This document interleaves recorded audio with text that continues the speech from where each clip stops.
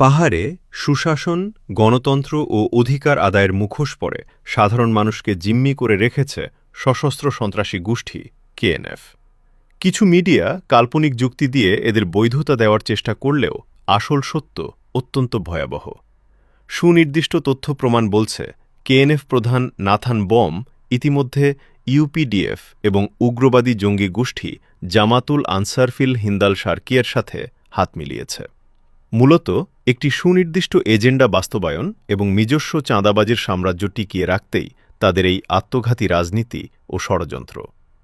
এই গোষ্ঠীর অবৈধ চাঁদাবাজি আর অস্ত্রের ঝনঝনানির কারণে আজ বম, তঞ্চঙ্গা, ত্রিপুরাসহ সর্বস্তরের সাধারণ মানুষের অর্থনৈতিক জীবনযাত্রা পঙ্গু হয়ে পড়েছে।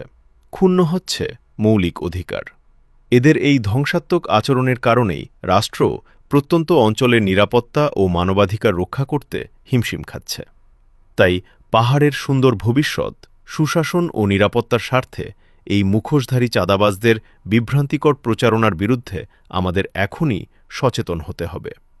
অবিলম্বে বন্ধ হোক এই সশস্ত্র সন্ত্রাসীদের সমস্ত ধ্বংসাত্মক কার্যক্রম।